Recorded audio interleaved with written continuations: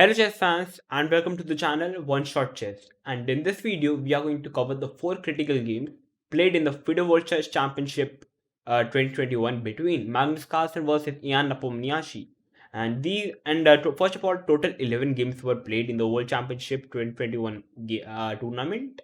And after the 11th game, Magnus Carlsen actually won the World Championship title again for the 5th time. And yep, definitely, the World Championship matches are always interesting. So I've decided to analyze all the 4 critical games, which helped actually Magnus to win the World Championship titles. And actually, the out of these 4 games, no game is draw. We actually have the result. So I think everyone is going to like the game. And I think from all the 4 games, we are going to actually learn a lot. And definitely, from all of the 4 games, it is going to help us increase our chess skills. So I hope that this video is going to help you in your chess level skills. If this video helps you in your chess level skills, then make sure to like the video, subscribe the channel, because I'm going to come up with these interesting videos like this. So first of all, let's talk about the 6th game played in the FIDE World Chess Championship match between Magnus versus Ian Nepomniachtchi, where Magnus is having the white pieces. The previous starting 5 games went into a draw. So we have the 6th game where Magnus is having the white pieces. So Magnus with the white pieces started the game with 1d4, and we have knight to f6 by Ian Nepomniachtchi, knight to f3 by Magnus, and now we have d5. And after d5 on the move number 2nd, I personally thought that Magnus is actually going to play for the c4. We have the queen's gambit, or perhaps he also likes to play the London system by playing bishop to f4. But he actually surprised every chess commentator, or you can say the viewer who are watching the game, by playing the move g3. And actually g3, it's like a completely, I think this opening must have not been prepared by Jan Opnyashi, because I think it's a like completely new game. After g3, we have e6, bishop g2, bishop e7, castle, castle. And after black castle, this was the final book according to the theory. And after castle, we are going to see all the new moves. After castle, we have b3 by white by Magnus Carlsen. And the idea could be to play bishop to b2, knight d2, followed by c4, expanding on the queen side, creating some pressure on the d5 pawn. And after playing bishop to b3, after playing b3, black decided to play c5. So the idea of Jan Nepomniachtchi is very simple. He's playing as solid as possible, which every black chess player does, because it's actually a very common setup for the black. Just developing the kingside pieces, doing a castle, opening up with c5, and after c5 we have d into c5 by white, bishop into c5, and now we have c4 by white. And after c4, it looks like after d into c4, if white tries to capture the pawn on c4, then white pawn on a2 and c4 are isolated pawn, which is going to cause Magnus the big weakness. But after d into c4, he actually played queen to c2. And after queen c2, you can't actually capture the pawn on b3 because the bishop is hanging on c5. So after queen c2, black decided to play queen to e7. And now black is preparing to capture the pawn on b3. And after playing queen e7, Magnus actually played simply knight d2. And after knight d2, Magnus is saying to Jan Nepomniachtchi that, okay, I'm fine with if you want to capture my pawn on b3. I'm actually going to give a sacrifice, because after c into b3, knight into b3, bishop d6, white can actually go for something like bishop to b2. It's just both the bishops are like nicely placed on the diagonal. White is actually having a very, very open position, which is, I think, going to benefit white a lot. That was the reason Jan Nepomniachtchi, I think perhaps he was scared, or you can say he doesn't want it to capture, because he would be a pawn up, but he would lose very much time in the development of the pieces. So at the place of capturing the pawn on b3, he decided to play knight to c6, developing the piece. We have knight into c4, and now we have finally b5. First of all, when I look at this position for black, his actually every piece have been developed, but his main issue is the bishop on c8. He wants to develop the bishop on c8 somehow. So he came up with the excellent move b5. And after playing b5, it looks like the bishop on g2 is like a monster for the black, hitting the knight on c6 and the rook on e8. So the natural move come to everyone's mind is to move the knight from the f3 square and attack the bishop, attack the knight and the rook. But after knight to d4, after knight to e5, black can actually play knight to d4, hitting the queen on c2. And after something like if white tries to move the queen to somewhere like d1, then black can simply play bishop b7. The queen is protecting the bishop and the bishop is attacking the bishop. And black is actually doing fine. Perfect actually. So this was the idea of Ian Nepomniachtchi. That is why knight f to e5 is not a good move.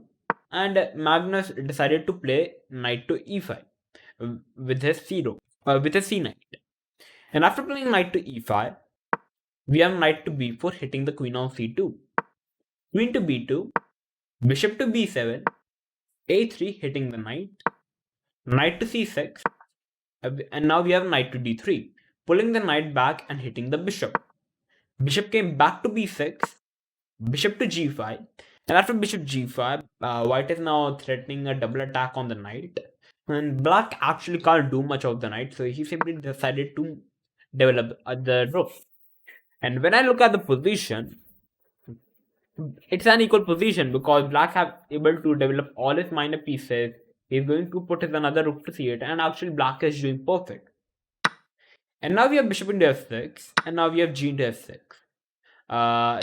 Black can actually go for queen into f6 as well, because after queen into f6, g into f6, although black is having a bit of a strange kingside pawn structure, but black is actually doing perfect.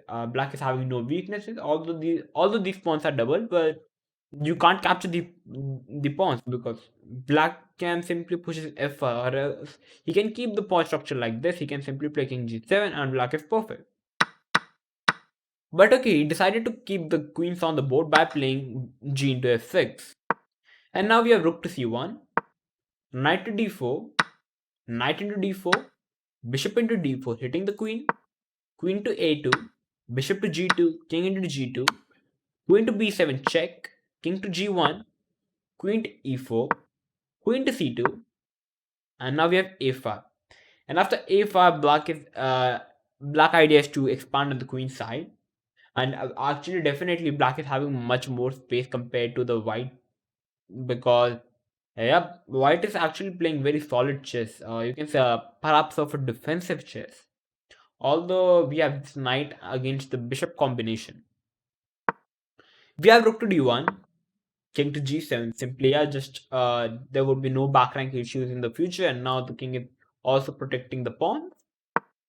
Rook to d2. So the idea of Magnus Carlsen is to double the rooks on the d file, and after rook to d2, we have the critical moment rook to c8, and after rook to c8, Nepomniachtchi actually decided to give up the two rooks for a queen. And after rook into c8, we actually have two rooks against one queen. And after rook into c8, the idea of Nepomniachtchi was to play now queen to d5. And the key idea of playing queen d5 here is, first of all, you cannot protect the b3 pawn, so you have to play b4. And after playing b4, we have simply a4 by Ian Nepomniachtchi. And after playing a4, we have e3 by e3 by white. And after e3, on the move number, you can say 29, here Ian Nepomniachtchi decided to play bishop to e5, which was turned out to be a mistake. At the place of playing bishop to e5, a much better move was to play bishop to b2 in the position. The reason bishop to b2 was a much better move, first of all, you are hitting the pawn on a3. Second, you can't capture the bishop with the knight because the rook is hanging on d2. Third, you cannot capture if you try to capture the bishop with the rook, then after queen into d3, first of all, your pawn is attacked on a3.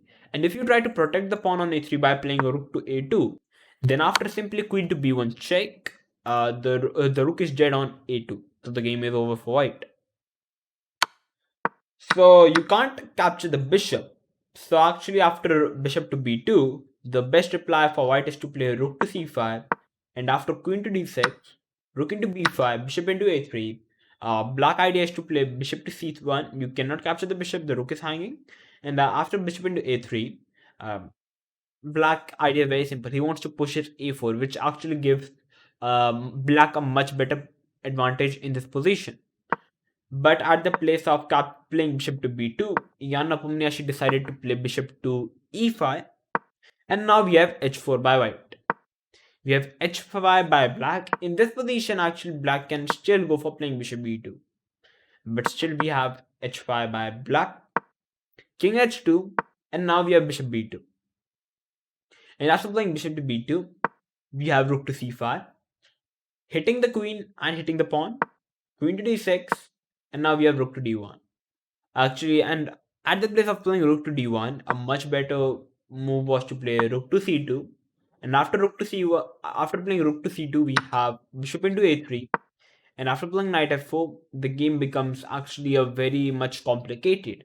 And at this point, actually, both the players were having a like they were first of all it's a classical game, and both the players were extremely low on time. So that's why they just you can say they were simply playing very fast and they were unable to play accurately.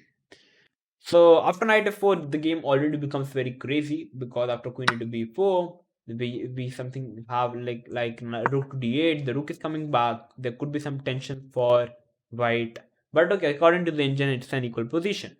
But still, I think it's much. You can say actually there could be some crazy lines because black at the one side black is having the two pass pawns, and at the other side white can simply jump up with the rooks and the knight capturing the pawn. And anything could be happen in the position. But as the both the players were extremely low on time, Ian Nepomniachtchi decided to play rook to d1. And now we have bishop into a3 capturing the pawn, rook into b5, and now we have queen to d7. And after playing queen to d7, we have rook to c5. If white tries to capture the pawn on h5, then after bishop into b4, this could be a deadly for white because you can't capture the bishop, the rook is hanging, and now black is simply ready to push the pawn. That's why we have rook to c5, and now we have e5. I didn't understand why black actually gone for e5. A much better move at the place of playing e5 was to simply capture the pawn on b4 with the bishop, and you can't capture the bishop because the rook was hanging. And after playing bishop into b4, like you have to play rook to c1 because now you are threatening to capture the bishop. And now black can simply play bishop a5. And after even if you try to play rook c5 hitting the bishop and the pawn, then I can simply play bishop to b6, rook into h5, and after a3 it's already becoming like it's already game over for white because after a2 a1 is like unstoppable. You can't move the knight because the rook is hanging, and even the pawn is covering the beat for the knight. It's already game over for white. So bishop into b4 could be a winning chance for Nepomniachtchi, but he was unable to find it, and he went for e4, e5. And his idea is very simple. He wants to play e4, hitting the knight. So Magnus simply pulled his rook back to c2, and now we have queen to d5. And at the place of queen d5, actually in this position, Jan Nepomniachtchi was able to capture the pawn on b4, but still he wasn't able to find this move. I don't know what happened to him. He played queen to d5, and now we have rook to d2, queen to b3, rook to a2, and now we have e4 hitting the knight. Knight to c5, queen into b4, capturing the pawn, knight into e4, and now we have queen to b3. If black tries to capture the knight, then after rook into a3, we actually now it's better for white because both the rooks are now going to capture the pawn, and now it's much better structure for white at the place of black. Now I think white would be having an advantage in the position. That's why at the place of capturing the knight, we have queen to b3, rook to c2, bishop to f8, knight to c5, hitting the queen and the pawn, and now we have queen to b5. If you try to trade the bishop with the knight, now then it's going to be like a very hard for black to hold the game. That's why Yanapumyashi is keeping the pieces on the board. We have knight d3, a3, knight to f4, queen to a5, rook a2, bishop to b4, rook to d3, king to h6, rook d1, queen to a4, rook to a1, bishop to d6, king to g1, queen to b3, knight to e2, queen to d3, knight to d4, and after a couple of moves, you can say we have on the move number 53, we have rook into a3 finally.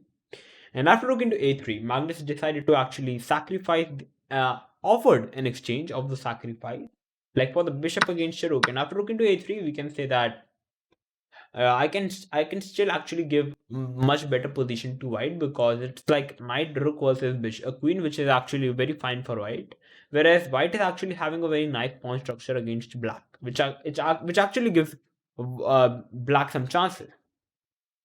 You can say white some chances actually, because white can simply play rook a5 followed by rook to f5, putting some pressure on the pawns, and I think white would be having an edge. But after rook into a3, Nepomniachtchi decided to first capture the pawn on h4 with a check, and now we have king g1, and now Nepomniachtchi cannot capture the rook because the queen is hanging. So Nepomniachtchi is forced to move the queen. We have rook a4, bishop to e5, knight to e2, queen to c2, rook a2, queen to b3, king g2 check, f3, queen d1, f4, queen, bishop to c7, king f2, bishop to b6, rook a1, queen to b3. Let me take you to the critical move. And the critical position landed when um, round when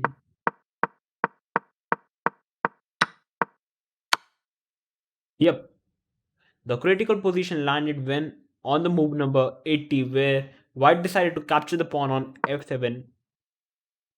Sorry about that. Yeah. So the critical position landed on the move number 80 when white decided to capture the pawn on f7 with the rook, and now black is forced to capture the rook, and now we have rook to b7 check, king to g6, and now we have rook into h7. And after in this position, it looks like definitely white is actually having the edge, because it's like one pawn, one queen against three pawns, the knight and the rook, which I think I will give definitely white the credit, because white is actually having a very solid position. Black can't come into the white areas because there would be always some checkmating patterns for the white. So after rook into a7, let me take you to the next critical position, because there were some random moves played in the game. White tried to, you can say, make his position much better, because black cannot actually do much in the position. The actual position landed on the move number 130, which is actually very far. Currently, we are on the move number 110. E4 check. So you can say, yep. First of all, on the move number 113, black pushed the pawn to h4, and we have a trade of the pawns. And yep, now it's like queen versus rook knight versus two pawns. So definitely white is going to push both the pawns. First of all, black can't do much. He can mostly he just wants to draw. Black first of all can't win the position. But white is the one who is trying to win the game. We have rook d3, rook king to f8, rook f3, queen d8 check, king e3, queen f5, king f2, queen a7 check, rook e3. Let me take you to the critical move. The critical move landed when black played after queen a2 check. We have king to h3. And yep, on the move number 130, we have the critical move where black decided to play queen to e6, which turned out to be a blunder.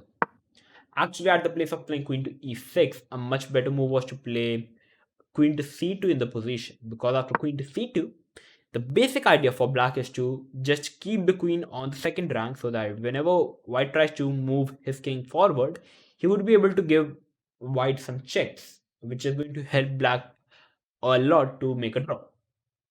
First of all, if I take queen c2 and make a sample line for like if white tries to go forward, We have queen d1 check, king g5, and now we have queen to g1.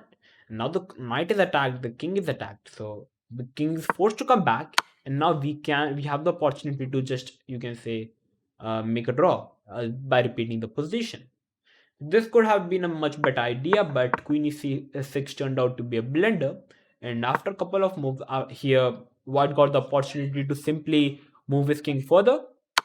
We have check, knight to h5, queen comes back, e6, queen to g6, and now we have fantastic rook f7.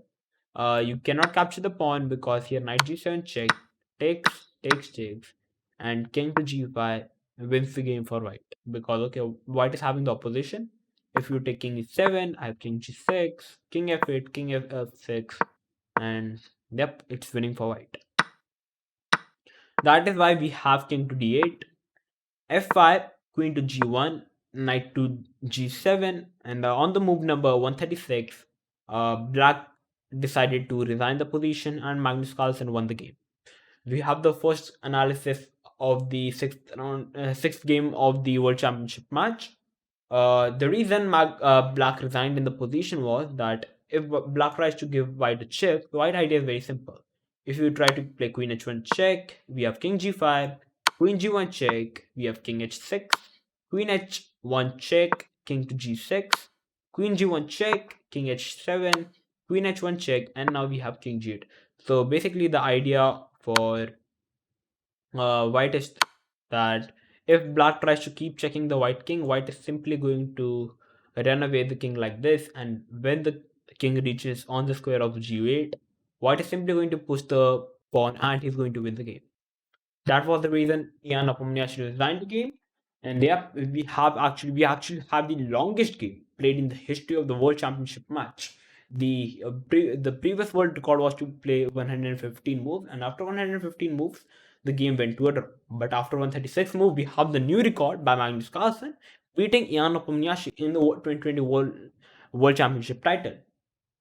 So now let's talk about the, you can say, eighth game of the FIDE World Chess Championship match, where Magnus Carlsen is having the white pieces and Jan Nepomniachtchi is still having the black pieces. Magnus started the game with 1 e4, and currently the seventh round ended in a draw. So currently Magnus is having the 1 point lead. Magnus started with 1 e4, we have e5, knight f3, knight to f6, and now we have the Petrov. d4, knight into e4, bishop d3, d5, knight into e5, knight to d7, knight into d7, bishop into d7. And after bishop into d7, the common move to continue the position is to castle simple.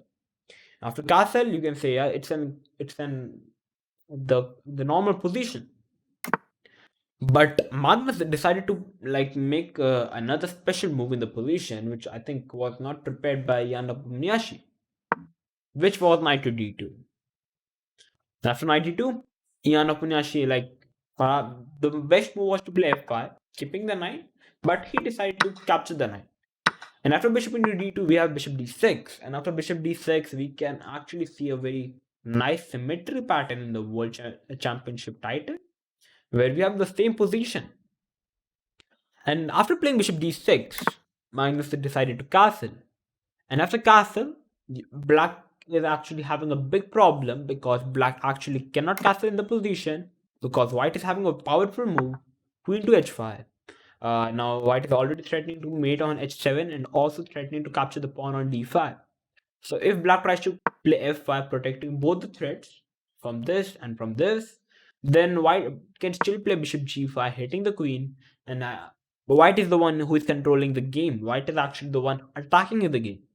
So I think Nepomniachtchi didn't like this setup, and he decided to play a move which was, I think, very phenomenal.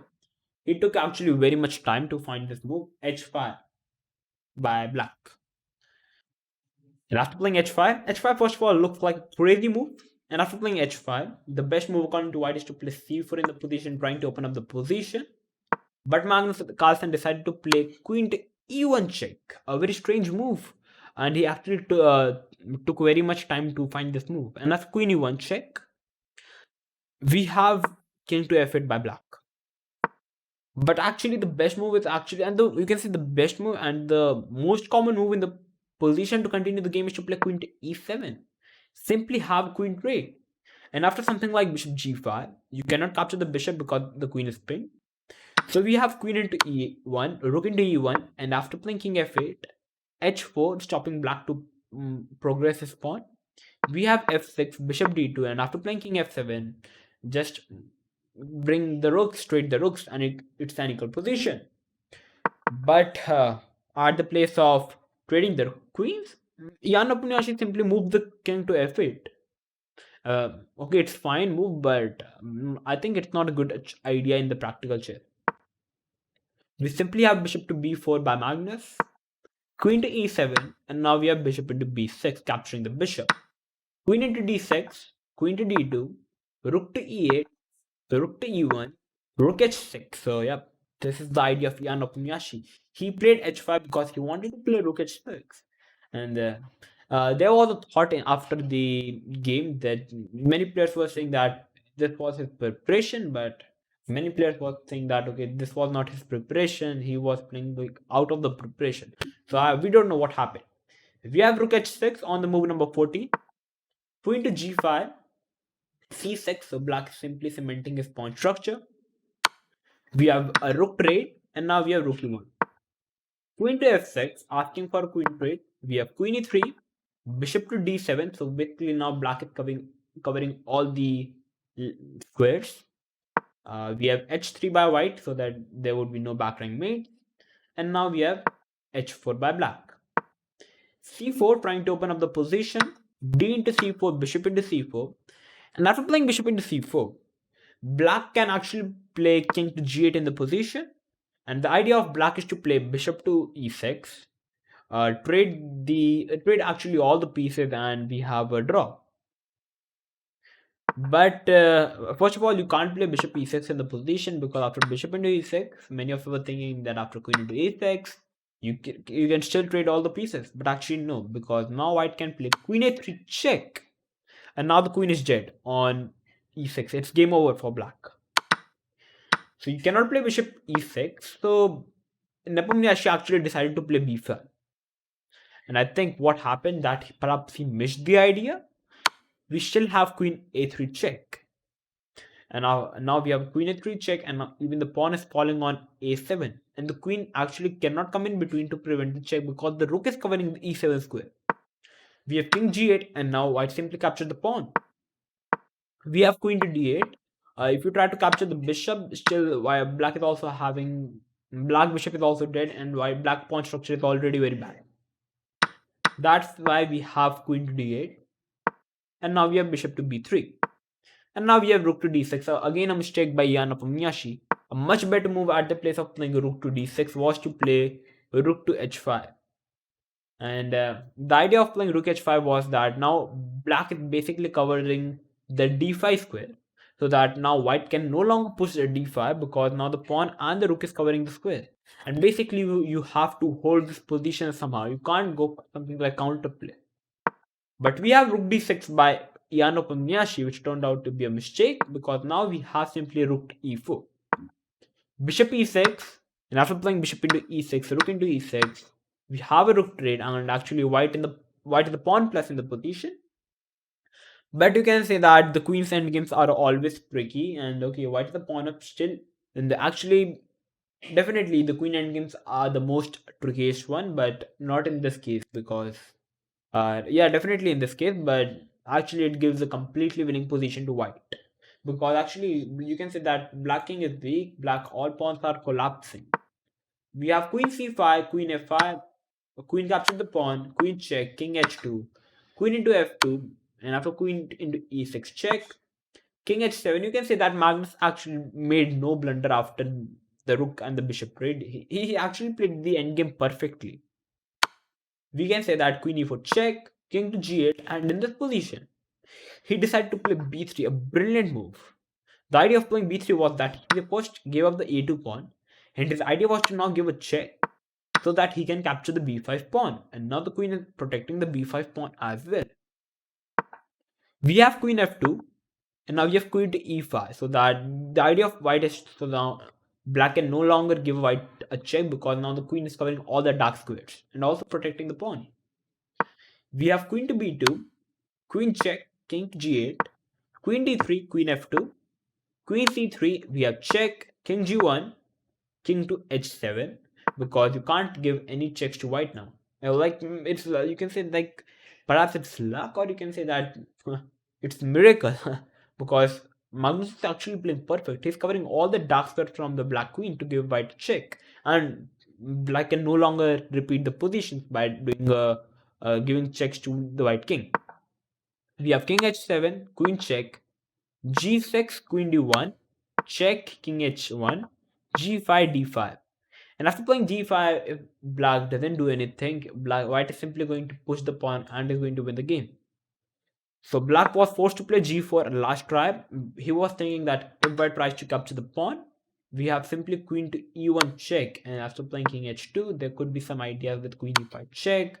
And yeah, perhaps the draw's chances are now increased. And actually, perhaps it's a draw now. But Magnus didn't fall in his trap. He simply captured the pawn with the pawn. And after h3, he simply played queen f3. Fantastic move. If you try to capture the queen, it's already winning. If you try to capture the pawn after king into g2, you can't give check the whole time, because after queen d2, we have king g3 and white king is safe completely. And yep, it's completely winning. So the idea was that if white tries to capture the pawn, it's still winning for white, but you can say it's like a tricky game now, because perhaps black can still give white a couple of checks. But Magnus chose the best way, and after playing queen f3 on the move number 46, Jan Nepomniachtchi with the black pieces resigned the game, and now Magnus is having the 2 points lead. And yep, you have the fantastic game. So this was a fantastic game of the eighth round, where you can say Jan Nepomniachtchi simply blundered when he decided to play b5 on the move number 21, and then he played rook to d6 on the move number 24, and he simply just traded off the material, which helped Magnus Carlsen to win the eighth game. So now let's talk about you can say the ninth game of the FIDE World Chess Championship 2021, where Nepomniachtchi is having the white pieces and Magnus Carlsen is having the black pieces. So we have the ninth game on the board, where Nepomniachtchi is having the white pieces, and Nepo with the white pieces started the game with 1c4. We have e6, g3, d5, and now we have bishop to g2. So we have the English opening. d4, knight to f3, knight to c6, and after playing knight to c6, we have castle. We have bishop to c5, d3 by white, knight to f6, and let me just take you to the critical condition. A critical move where uh, one player made the mistake. We have knight to d2, a5, grabbing more space on the queen side, knight to b3, bishop came back to e7, e3, pawn into e3, bishop into e3, knight to g4, going for the bishop on e3. So we have simply bishop to c5, castle d4, expanding on the center. We have a4, bishop into e7. You can't capture the knight because the queen is hanging, so you are forced to capture the bishop. You have knight to c5, a3, and after playing a3, this is the first critical condition. After playing a3, on the move number 14, Jan Nepomniachtchi in this position decided to capture the pawn. But actually, at the place of capturing the pawn, a much better move was to play b4. The idea of playing b4 is you can't catch. If you try to capture the pawn on b4, we simply have rook b1, hitting the knight. And here, if you first of all try to capture the pawn on a2, then I can simply play queen c2, queen d2, or you can say queen b3, and the knight is trapped after queen. Like let's take queen d2, and the knight is trapped on a2. There is no square for the knight to run away. And if black tries to grab the knight back, then after knight into b7, bishop into b7, rook into b7, in this position I will favor white, because white is actually having a very nice diagonal, attacking the knight and the rook.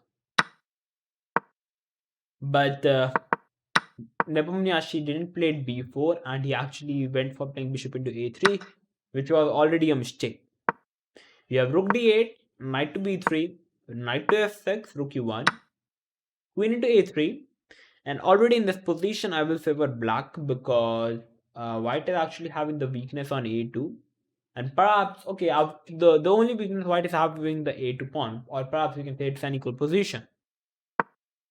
We have queen e2, h6, so that there would be no back rank mates. h4, bishop to d7, knight to e5, bishop e8, queen e3, queen b4, rook b1, knight into e5, d into e5, knight to g4, hitting the queen and the pawn. We have queen e1, a queen trade, h5, and now we have bishop into b7. And on the move number, you can say 26. Now white is a pawn up. Here, Magnus played rook to a4, going for the pawn on c4. And the best way to continue the position in this position is to play simply like f3, hitting the knight. And after knight h6, bishop to e4, you can say that both the pawns are, the a pawn and the c pawn is weak, and black captures one of the pawn, but still the position is equal. But what happened in the game after rook a4 is that Nepomniachtchi decided to push the pawn to c5, which actually turned out to be a blunder on the move number 27. Because Magnus here simply made a phenomenal move, you can say the most natural move to trap the bishop is to play simply c6. And the bishop is now trapped on b7. There is no way you can save the bishop. If we have f3, knight h6, we have rook e4 trying to trade the rooks, but we simply have rook a7 back hitting the bishop. The bishop cannot capture the pawn. The bishop is covering it. And after playing rook b4, rook b8, the bishop is trapped. And now black is simply winning. We have a4, rook into b7, rook b6. We have another trade. Knight to c5, knight to f5, a5, rook b8, a6, knight into g3, knight to a4. We have c5, a7, rook to d8, and after knight into c5, rook to a8 on the move number 39. Jan Nepomniachtchi already resigned the game, and we have the champion of the ninth game, Magnus Carlsen. And the reason Magnus Jan Nepomniachtchi resigned was very simple. He's a piece down. He can't do much in the position. If he wants to win the game, then he have to somehow put the knight from c5 to b6 or c7, attacking the rook. But there is no way you can come to that square, because Magnus is having the white square bishop, and he's covering all the light squares. And to come out at the dark square, you have to first enter to a light square. There is no way you can enter to the dark squares. That was the reason Jan Nepomniachtchi resigned the game, and now Magnus actually wants only 1.5 points to win the title for the 5th time. So now let's move to the 11th game. And now we have the final game, the 11th game.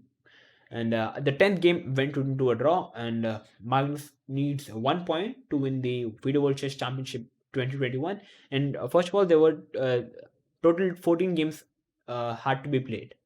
And after 4 games left, Jan Nepomniachtchi have to win 3.5 points out of 4. So there should be there should be, you can say, only one draw, and or else he have to win all the 3 games. So Nepomniachtchi is having the white pieces, and we have one e4 by Jan Nepomniachtchi. e5, knight f3, knight c6, bishop to c4. We have the Goku piano. Knight f6, g3, bishop to c5, c3, bishop d6, and now we have castle by white, and this is the last move. After a6, there are 3 moves played by black in the position, which is a6, bishop b6, and to castle. But black decided to play a5 by Magnus. Rook e1, bishop to a7, simply grabbing the bishop back. We have knight a3, h6, knight to c2, castle, bishop to e3. We have the bishop trade, rook e8, a4, bishop to e6. We have the bishop trade, queen to b3, b6, rook d1, knight to e7, h3, so that there would be no back rank mates. We have queen to d7. So Magnus is like, okay, he wants a draw. He's not going to push over himself. He's going to play as solid as possible. So he's already not going for a win. He's just playing a solid chess. He just wants a draw. We have knight h2. We have rook to d8. knight to g4. We have the knight trade, and now we have d5. So black is the one opening up the position. We have d4. So Ian Oponyaschi wants to complicate the game. We have e into d4, e into d5, and now we have rook to e4. And after rook e4, we have queen to c2, hitting the rook, and now we have rook to f4. And already on the move number 22. Now after this move, actually everyone was shocked, even the commentator, even every fan. If you are currently, if you want to look at this position by using the engine, you can go for it, because after rook f4 we actually have g3 by white. And after playing g3, the bar dropped suddenly that everyone like was shocked, because after g3, I don't know what, perhaps Jan Oponyaschi didn't wanted to continue the tournament anymore, because he thought that he was like he's not going to win, perhaps. But there was the thought going on around the tournament after he played g3. That after playing g3, Magnus actually simply captures the knight on e3, and now we have g into f4. What Jan Oponyaschi thought was that Magnus cannot capture the knight because the rook is hanging. But you can actually, because after g into f4, we actually have queen into g4 check by Magnus. After playing king to f1, we have queen h3 check. White is having the two options, king g1 and king e2. King g1 was played at the game. If you try to play king e2, I can simply capture the pawn. You cannot capture the pawn because after queen h2 check, the queen is dead. And if you try to move the rook, we have simply knight to f5. And after knight f5, you can say that rook e8 is coming up, the knight is coming up. It's already game over for white. That is the reason going king e2 is the wrong idea. We have king to g1. And after king g1, we have simply knight f5. Black idea is to play knight f4 and knight f3, the checkmate. We have d6, knight to f4. And there's a checkmate in one by playing knight f3 checkmate. We have f into e3, queen to g3 check, king f1, knight to f3.